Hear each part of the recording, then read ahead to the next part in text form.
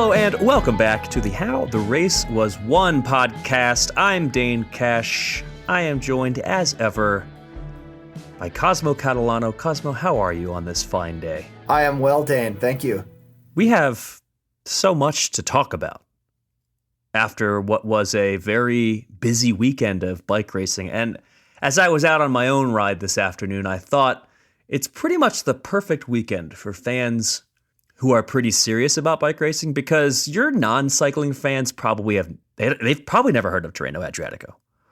You know, if they're completely unversed in the world of bike racing, it's just not something they're going to know about. But do you think they're going to know about Paris-Nice? No, they're not. They're not going to know about Paris-Nice either. So it's not you got to be pretty serious to really appreciate the racing. And yet, if you are a pretty serious fan, you're going to get two men's World Tour races and a women's World Tour race this weekend. So if you are willing to be a bit serious about bike racing and care about things beyond just the Tours de France, this is the weekend for you. And we're going to talk all about it on today's show. Before we do, I will tell you, dear listeners, that you should head on over to escapecollective.com/join if you haven't already, because I like making these podcasts. Pretty sure Cosmo likes making these podcasts. We want to keep doing it, and we need your support. So head on over to escapecollective.com/join so that you can hear us talk about bike racing, tell you how races were won. And like I said, today we got two big men's World Tour races to talk about, Paris-Nice and Tirreno-Adriatico.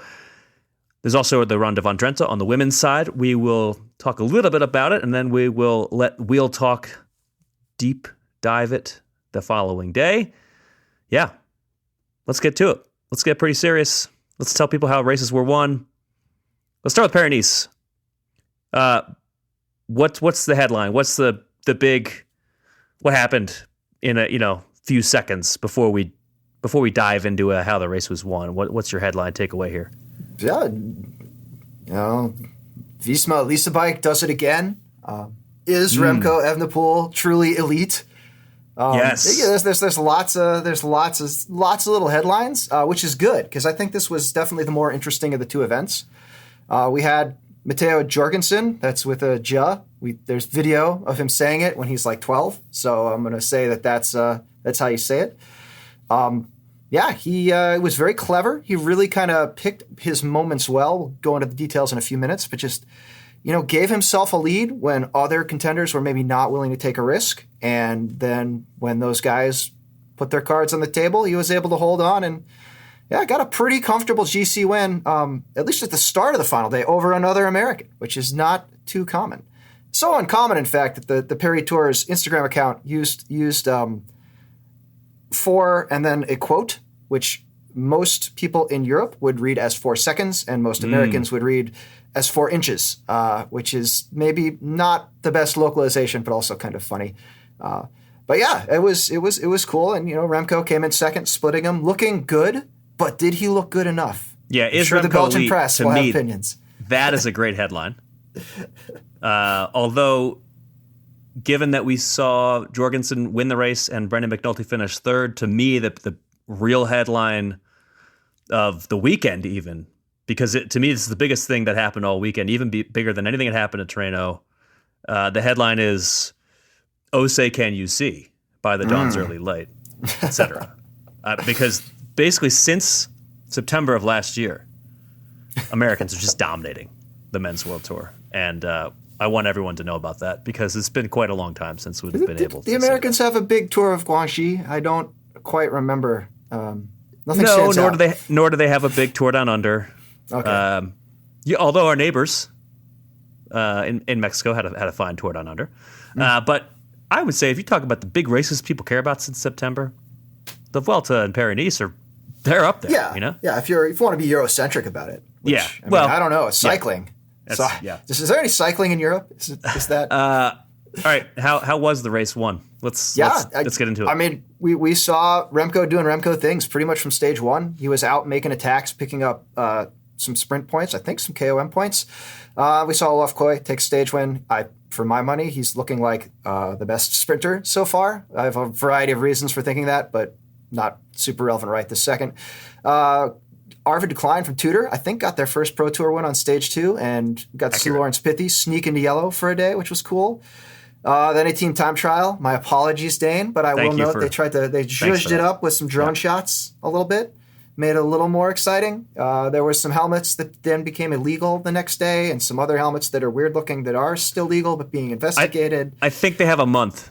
They have a month? Yeah, Okay. Anyway, continue. Okay. After the TTT, we got American Brandon McNulty in yellow. He said after the race that Joao Almeida was their main rider, but they definitely the next day rode kind of defending McNulty's lead. Maybe Almeida wasn't feeling that great. He lost some time. Remco again was really doing this kind of feisty, kind of grabbing points. But Luke Plapp and Santiago Buitrago got away. Buitrago dropped Plapp, took the stage win, and that put Plapp into the yellow jersey. We had another Olaf Koy sprint win, and then stage 6 was really the Queen stage, and it was a very classic-y Queen stage. I think there were some snow closures. Basically, you had UAE kind of take over. It looked like they were going to winnow the field down. Then you had Trek come through, then Bora, and it basically left Remco isolated. We did see Roglic try to attack off the back of that Bora work, and he got a little bit of gap, and then we never really saw him again for the rest of the day. Jorgensen kind of in the mix of this, snuck away from everyone else while Remco decided to mark other people. They got over the top of the climb, and then there was a bit of a crash, a little bit of disruption, and Skelmosa kind of snuck away, not in a a crash, I'm going to attack kind of way, but in a there's a crash, people are kind of looking around wondering what's going to happen next, I'm going to go away. McNulty went with him. They teamed up with Jorgensen. Beautiful teamwork, just all the way to the line. Everybody knew what their plan was. Skelmosa took the stage win and then was like, no, I don't have any shot of winning this race. I'm not fit enough. Stage 7, we had the kind of sort of summit finish. We saw a lot of work by Soudal Quickstep, like 10 kilometers worth. It got the field down to 20, but really didn't do much damage to the big contenders. So Remco was kind of on his own, making these punchy attacks. Vlasov slipped away for the stage win. McNulty got gapped by about 20 seconds, but then still managed to hold on to the lead with that 4-second margin we talked about earlier. Today, stage 8, kind of a rolling circuit around Nice. McNulty just couldn't quite hold on with Remco. He was making these kind of punchy attacks. Jorgensen went with him, and the gap was very small at first, only about 5 or 6 seconds. Vlasov bridged across. They hit a long descent into Nice, and then it just blew up. I don't know if that was equipment malfunction, like maybe it got stuck at 5 seconds. They came out of some clouds or out of a valley, and it was up to a minute. But that gap exploded, and the second group was just not there. Like nobody really seemed to be able to rally for it. We saw basically Jorgensen still doing a little bit of work, but Remco doing most of it into the finish. Remco quit the stage. And Jorgensen with the overall. I'm going to probably have to say Jorgensen like 28,000 more times because I think I said Jorgensen every single time. I think this was a blueprint for how to win and also make a race exciting, even if you are not a favorite in a race that had 2 very clear favorites coming in. One of those 2 did end up finishing second. Remco had a fine race. Is he elite? I don't know, but it was a fine race.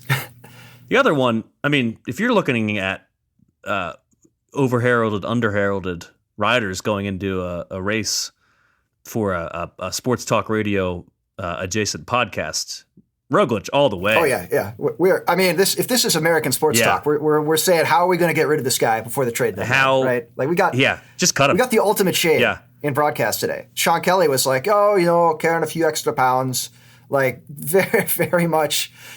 Looked out of shape in a variety of ways. Still didn't look bad. Like there were a lot of times where he was hanging in with the leaders like it was no big deal on some of the bigger climbs in the race. But he definitely didn't look like a guy who'd shown up here with victory on his mind. And, credit to Bora. I don't know if maybe that was the plan. This is to get Roglič in shape and let Vlasov take some shots. Vlasov looked really good all season. Looked really good, even if he couldn't quite hold up with Remco and Jorgensen on this last stage. Like, active guy, looks fit, definitely maybe some Grand Tour stage wins in his future. But I feel like Roglič may not be the man at Bora this year. Or maybe he's just looking for the Vuelta. I don't know. That's a sports talk radio take right there. If he's not the man for Bora, does that mean that Vlasov is? I was thinking Jai Hindley. Yeah. He was looking pretty good at the other race. So. Yeah. Well, we got a comment question, which this dovetails into perfectly. Colby asking what's going on with Roglič. Is he starting the season slower I think he's asking for the Tour peak. to me, I'm not worried about Roglič. I think this is him not caring so much about anything other than the Tour this year. He's at the point in his career where he needs the Tour. That's really all he's going to care about at this point. He's 34.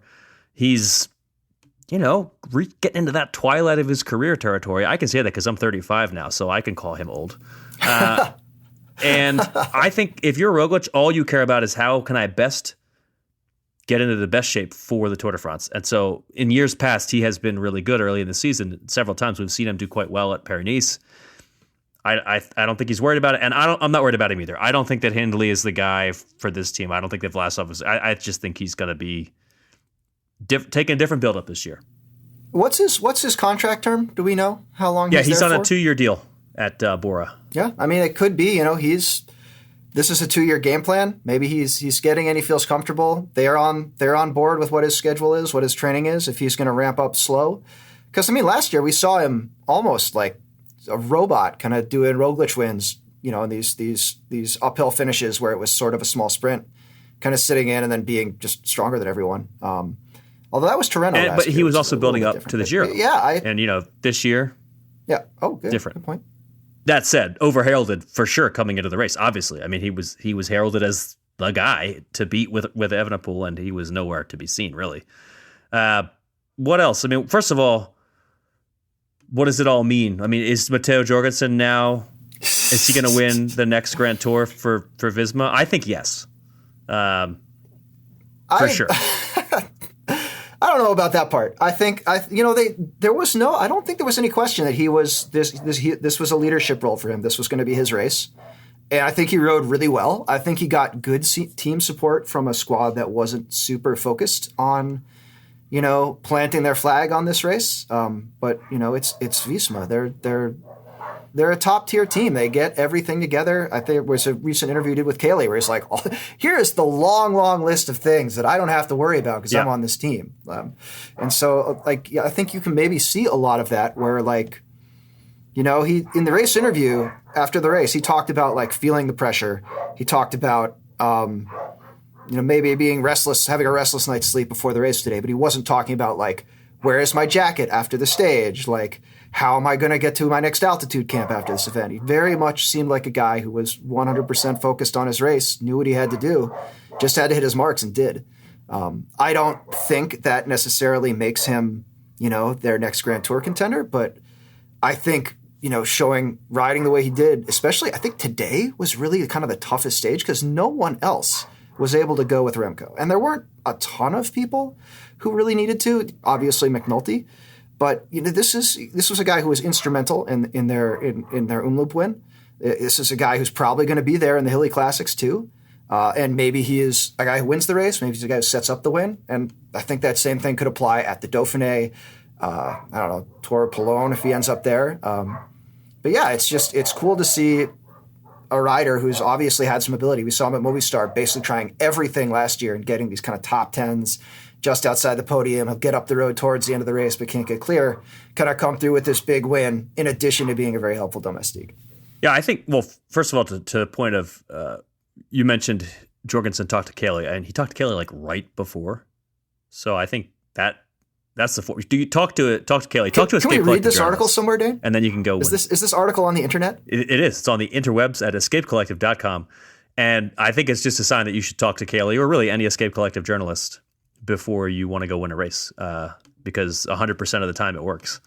The other thing, I think with Jorgensen, I was pretty surprised and impressed with his climbing in this race. The last day had a lot of up and down. I mean, just a lot of accumulated climbing on that final stage.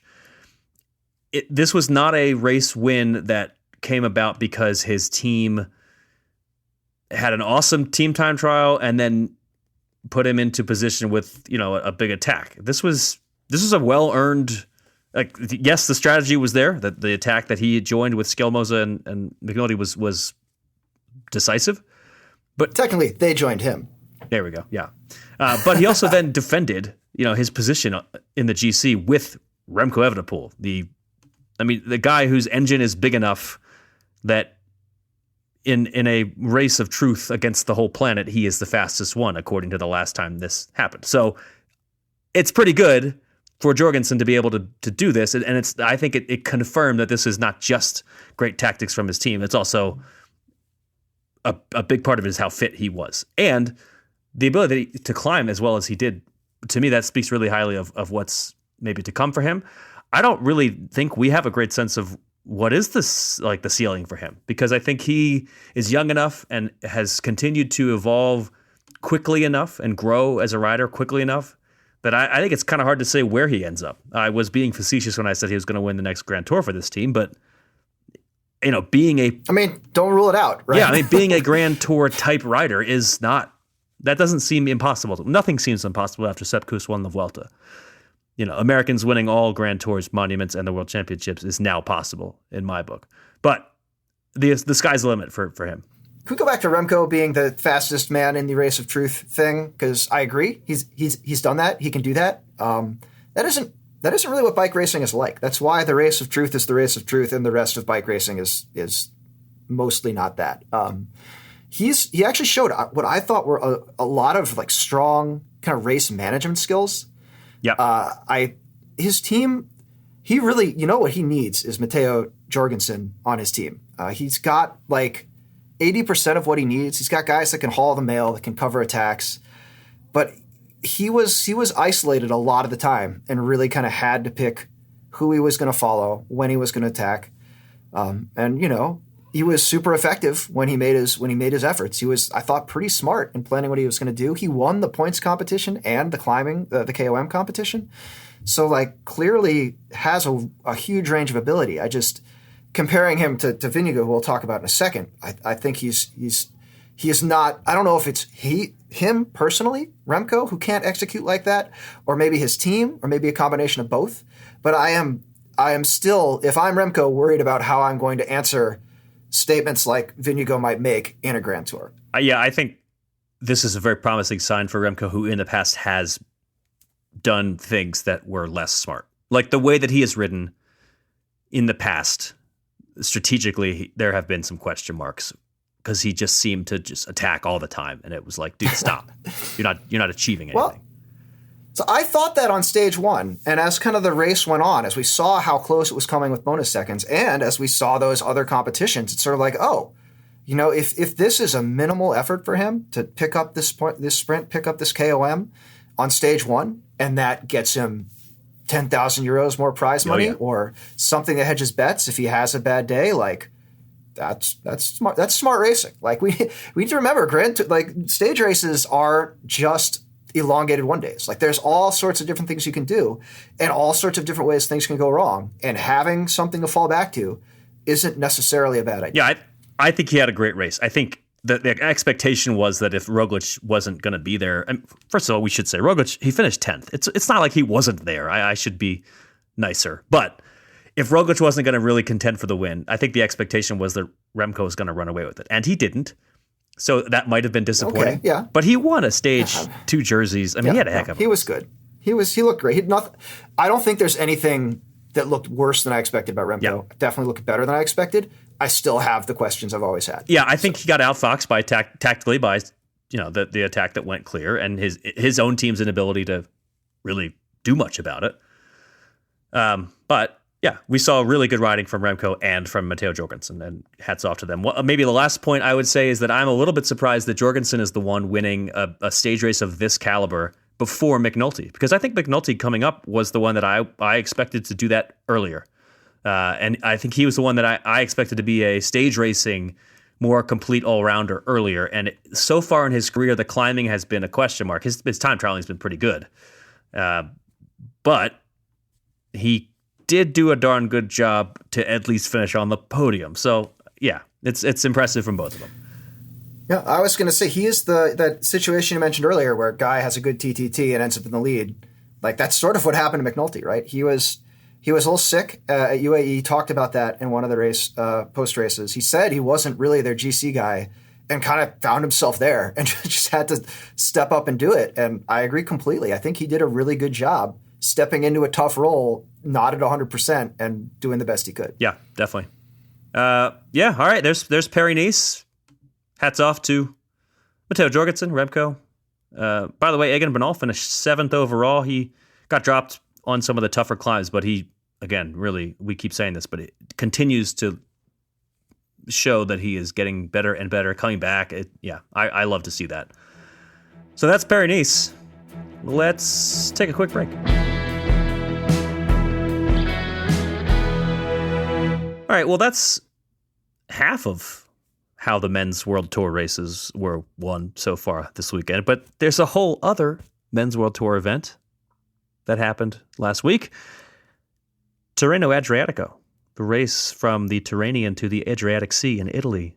Cosmo, what's the big headline here? Simple fisherman's son earns Trident of Neptune, obviously. That is excellent. Bravo. Thank you. I'm thinking you can maybe get a little more aggressive with how destructive I think he laid waste to the competition. He was super that's strong. The words that came to mind. And then the other big takeaway from this whole week, the big headline was that Jonathan Milan is really emerging as a sprinter to watch. Johnny Long wrote a great story over the last week about sprinting in the World Tour. Somebody coined this term, the Republic of Sprinters right now, which is a reference to the fact that it's a very wide open sprint field. As good as Jasper Philipsen won as last year's Tour, he just seems like one of several very good riders right now. Olaf Koy, who you mentioned at Paris-Nice, looks like another really darn good one. And Philipsen was at Tirreno, and he looked good, but he wasn't the best sprinter there. I think Jonathan Milan was the best sprinter there. And to me, that's the other headline. It's that Milan is, he's at least campaigning for president in the Republic of Sprinters. Well, the election's coming up on this weekend, so. Maybe the election's coming up in July. I feel like that's when we maybe crown the, All right. Yeah. Okay. Sanremo used to be, but sprinters, they have a hard time. We'll see what happens this year. Yeah. We'll see what All happens. right, we'll get to that in a bit, but let's talk Tirreno. How was the race won? Yeah, I think a much more traditional early season stage race here. First stage time trial, Ayuso nipping Ghana, which is cool. Vingegaard, a maybe surprising 22 seconds down. Obviously not his forte as far as TTs go, but still I think he'd prefer to be a little closer given the margins ahead of him. Probably trying to get used to the helmet is not easy. Yeah. You know what? They probably have this helmet is a duck. This is something they put up there so the UCI could say, no, this is too weird. And the actually good helmet is going to come out right before the Tour. And his position is already optimized for that. Excellent. So they're like, this helmet's really good, but we're worried it's going to get banned. Let's get a weird-looking helmet out there and cross it out. I mean, I would 100% do this if I were some sort of brand making aerodynamic stuff dealing with the UCI. Yeah. Just make it look less weird. Maybe that's, I don't know, we'll have to call Giro. Anyway. Stage 2, typical Italian kind of early sprint day. Philipsen won. Stage 3, similar. There's a bit of a late climb. Phil Bauhaus came through. Stage 4, I thought, was the most entertaining sprint of the race. It was we ended up a situation where Uno X had put out a late attacker. This almost seems to be their new lead-out strategy. And we ended up with Tom Pidcock, and he's on the front. He really doesn't want to be on the front, and just does not. He doesn't have a bag of tricks to kind of get off the front. If you watch this, if you find the footage, go track it down, watch this. It's a great example of how much patience there can be in being an effective group sprinter. Because this looked like in a matter of 3 minutes, it was going to be a solo win. It was going to be a reduced sprint win between Binyam Girmay and Pidcock and other guys who are quick but not super fast sprinters. And then all of a sudden it was a group sprint and Jonathan Milan came through. And it really kind of makes it, on paper it was just a sprint, but like watching the video, you really get this sense of all the stuff that can go on in those final kilometers, regardless of what the profile looks like. Definitely. Stage 5 was the first mountain day. Not a hilltop finish, still some big climbs. We saw Visma Lease Bike going to do their thing around 35K to go. 28K to go, Vingegaard attacks. Pidcock is not in great position. We saw Jai Hindley and O'Connor give it a shot, try to stay on his wheel. Not able to do it. I think the top of the climb was 23K to go. Vingegaard had about a minute at the top of it, and they lost a little bit on the descent. I think it was think it was Del Toro, right? Leading the group back down the mountain. I think they gained about 10 seconds, but as soon as they hit the flat again, wasn't great cooperation in the group. Vingegaard got another 10, 20 seconds. That put him into the lead. Pidcock actually ended up not even in the second group. Stage 6, uphill finish. I think we all know how this is going to end. We did see Bora take up the mantle of leadership, which is cool. Hindley gave it a shot. Ayuso and Vingegaard went with them, and then Vingegaard was like, "Okay, now I'm gonna do this," and just took off. 6K to go, and rode it in solo, dominant, super convincing win. Last day we saw Jonathan Milan with another kind of Uno X late attack. Again, very patient, kind of waiting for the sprint to unfold. I was cheering so hard for Alexander Kristoff because he's got to be 15 years older than every other guy in the sprint. And he's so, you can watch him like figuring out how the sprint is going to go. You could see him kind of get bumped a little bit, and then he's in the wind, and he's like, it's still 300 some odd meters to go, but he's like, you know what? That is a distance I stack up well against these guys. And really, like, put on a good fight. Milan won. It was close. Mm-hmm. It was close. Milan. I think at the line, Milan was pretty comfortable. But like, you were watching it head on. You were like, oh man, is he going to pull it off? And then just last little bit, I think Kristoff ran out of gas. But yeah, it was a cool sprint. Not as cool as 4, but big picture, it was Vingegaard doing what you expect a Grand Tour winner to do in one of these tune-up races and doing it with style. Yeah, I felt like. A couple things. So in terms of the GC battle, I thought that the day that he really stormed into the lead, Visma did a great job of teeing him up. I mean, it's like they were giving him a lead out, basically. It was like, here he's going to attack at this point, and we're going to lead him out to that spot, and he was in perfect position to do it, and then he launched. So I think if you're another team, you're in a really hard position trying to do anything about that, regardless of the fact that it's Jonas Vingegaard, and then it's Jonas Vingegaard doing it. But yeah, we've seen teams, put in this huge turn of pace on a climb for 20 years now, and I think there's a lot of criticism, for Sky for doing that, putting their train on the front and just wearing everybody out. Criticism for winning the race, for riding in exactly. an effective criticism because they won. Getting to the goal I completely effectively. Agree with you. That said, it is more entertaining when at least that does then lead to somebody firing off the front. It's not like you grind them down and there's no attacks. They grind them down and then Vingegaard just like destroys everybody. That's a little bit more fun to watch. Yes, I agree. And I mean, I thought Juan Ayuso did a great job. I think there were some guys who are at Paris-Nice that maybe could have been at Tirreno for him. And I thought he was really good. I thought he did a really good job keeping where he needed to be in the group, being in a position where he could at least attempt to match Vingegaard. I thought he rode really smartly with Hindley. Like they both, it's one of those, it's a classic situation where you have to collaborate with someone you are going to eventually stab in the back. And so there's a lot of nuance, a lot of detente there. And I thought Ayuso looked really good. I thought he was very, very confident that he could take Hindley in these sprints for bonus seconds kind of at the end of these stages. But also like not overinvest getting to that point where he could use his finishing kick a little bit. I thought I've always thought he looks awesome. But I personally sort of felt that Hindley and Bora settled. And I think the chances of them actually being able to beat Vingegaard are very slim. But I think they accepted that those chances were zero with the way that they rode. Because if your strategy is to, quote unquote, put Vingegaard under pressure by hitting the front, like that's just not going to happen. And I think the only potential way that you have to overhaul Vingegaard in this race is to actually try to attack from a little farther out. Yeah. Rather than setting the pace. Like that's what Visma is going to do. I think you got to do something different. And hats off to them for putting a guy on the podium. For Hindley, Hindley looked pretty good. But to me, it sort of seemed like there was this like acceptance of, well, we're not going to win. So, either that or they really thought they could drop Vingegaard by setting a hard pace on a climb, which doesn't particularly seem that wise to me.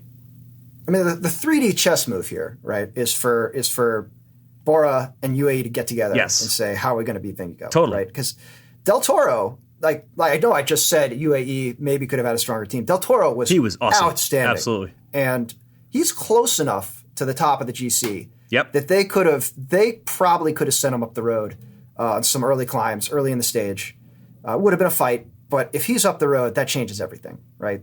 Then everyone else can sit on their butts and be like, all right, Visma, show us how it's done.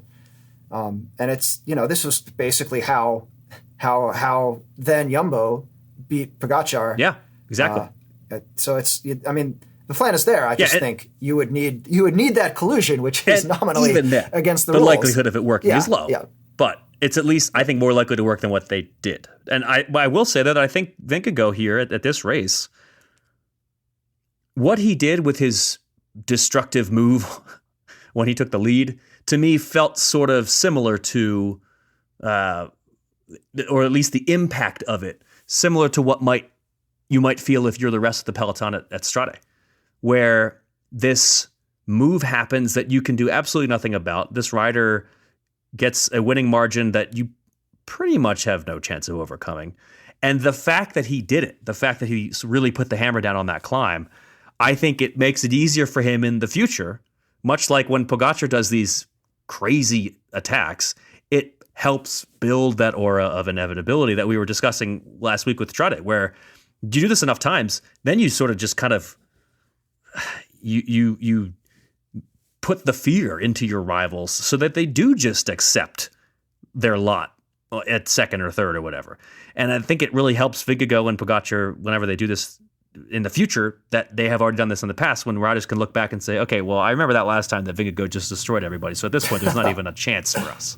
I'm totally with you, and I want to cheer up the rest of the peloton by pointing out, these looked super dominant on paper, on video, however you look at them.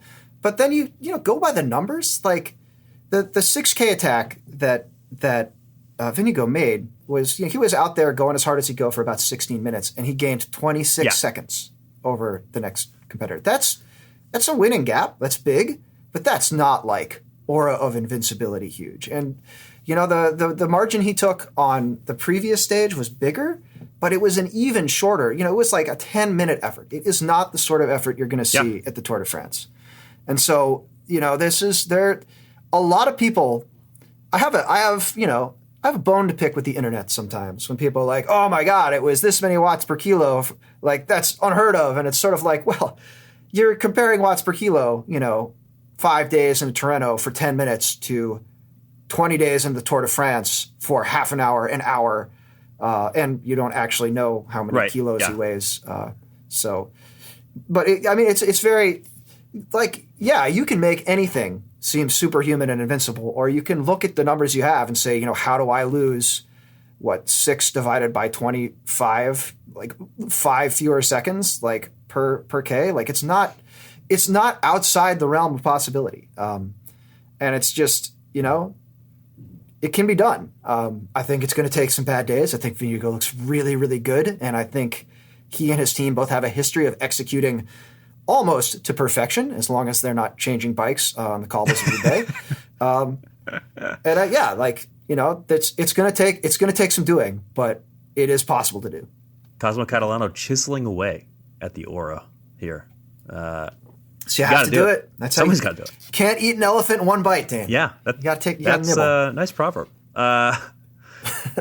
I felt like there's some heralding that needs to be done here. You mentioned it when you were describing how this race was won, but I would like to do a little bit of extra heralding of the entire Uno X team, because a week from now, people who didn't watch this race, if they just go check the results, they're not going to know that Uno X came so close on a couple of occasions. They're not going to know that they helped animate the race.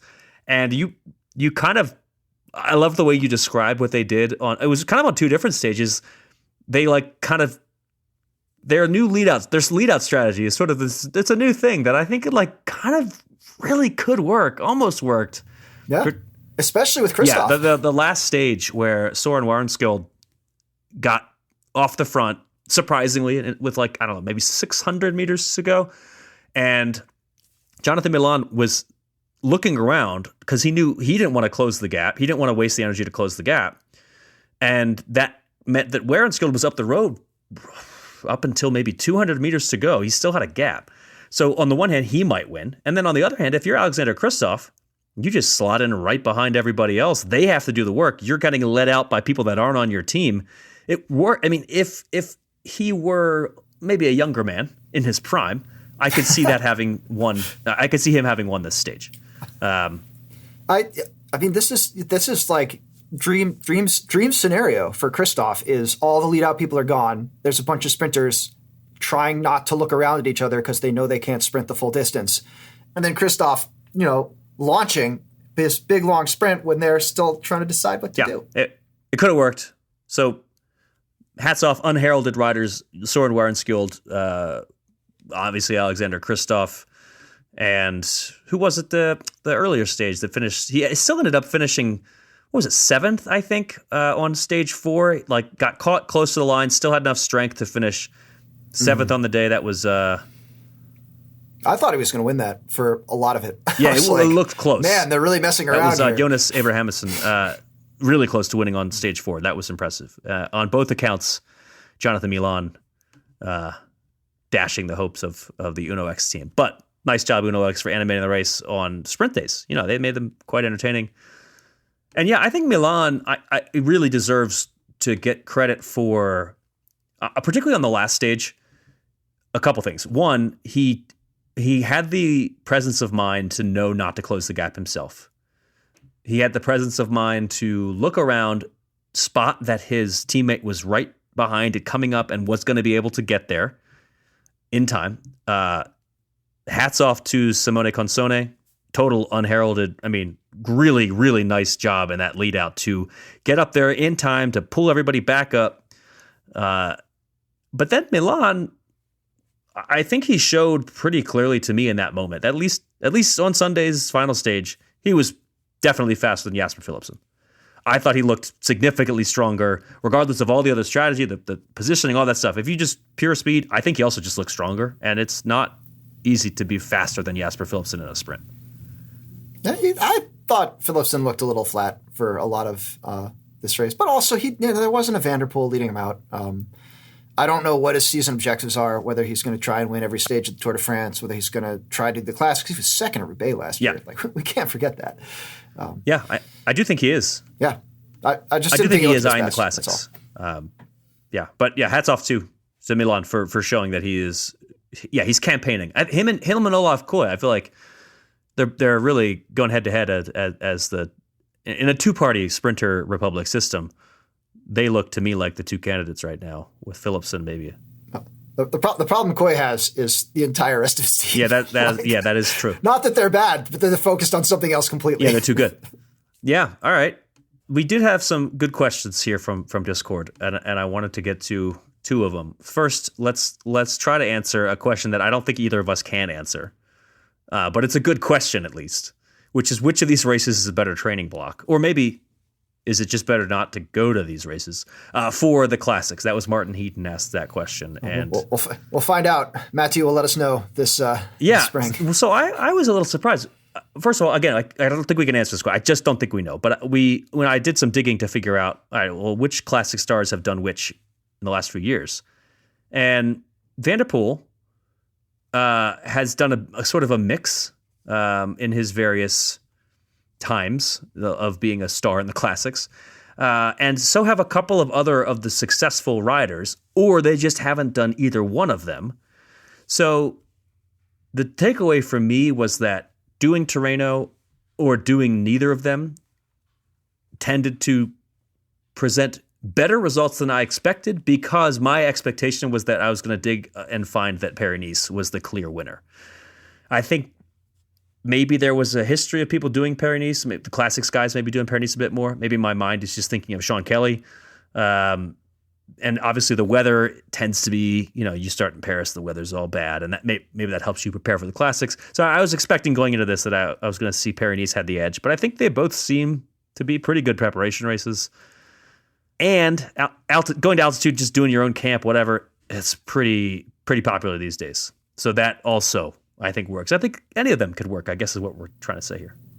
I mean, I've seen plenty of Tirreno-Adriaticos. We had that this year too. Terrain. Yeah, that's what I'm saying. I think this would almost be a better performance process podcast question. Yeah, because Performance process. Process. Podcast question. Yeah, I do not claim to know a ton about training. In my experience, stuff can be super personal. One guy could have a great time on a hilly, just, almost like a series of classics stage race, which occasionally actually both of these races have experimented a little bit with how they do things. And other people just want to sit in the pack and pedal and try not to get dropped and just get the, kind of stable, fast, hard racing in without that explosiveness and that craziness. And I think it would vary from my perspective, would vary a ton. I think in terms of being the better race, I don't know how you don't say it was Paris-Nice this year. I thought it was a really good race. I am also, someone who likes the weirdness of cycling, the intricacies that a stage race brings, where a sprint on stage 1 has relevance in the GC on stage 8. But yeah, it is an interesting question, and I think we'll see how Van der Poel does when he gets back into the peloton this spring. Let's talk which is a better race, because that was a question we got specifically, just which is better.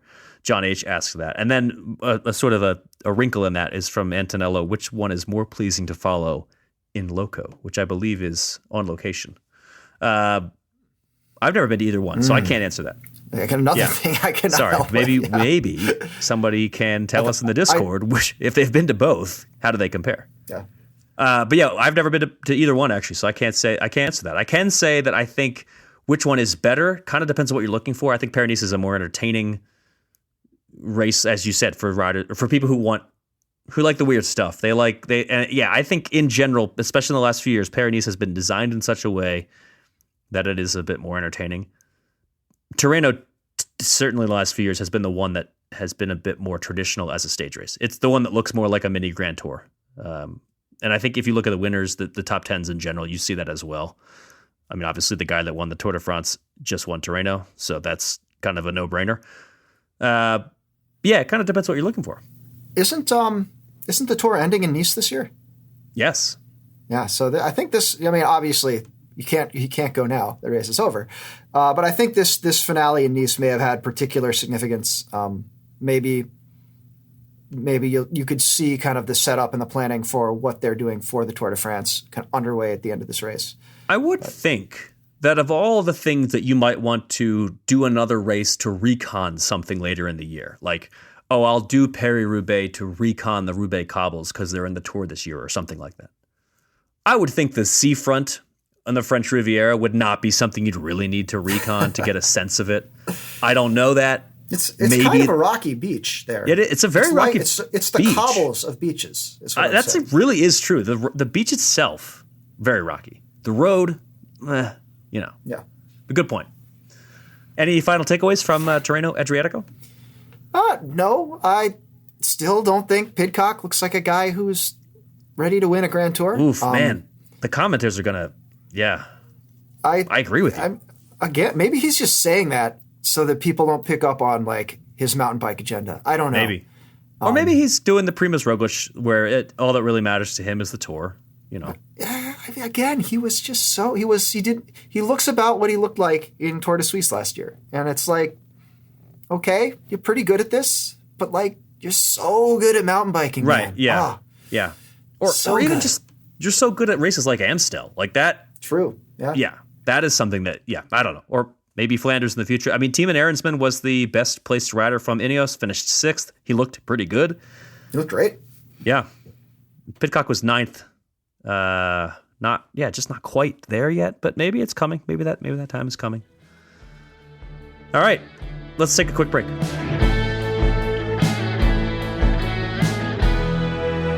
All right, that's the two men's races that happened. Men's World Tour races that happened this weekend. There was a women's World Tour race that happened this week, a big one, the Ronde van Drenthe. We'll talk in 24 hours' time. We'll give you the full rundown. But Cosmo, what's the headlines coming out of the race? What was your big takeaway? Estée Works doing Estée Works things. Lorena Wiebes winning number 4. Course race is a lot better without snow closures. I am really excited to hear what Abby can get from riders who are actually in the peloton, because the roads are so narrow, kind of leading into the final climb. A lot of pushing and shoving, a lot of jockeying. I really want to hear the stories from the inside. Kind of go with what I saw today. I think that Wiebes, her ability to be as powerful as she is on a climb that is not insignificant.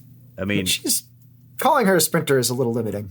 Yeah, I think exactly that is what I'm getting at. She's more than that.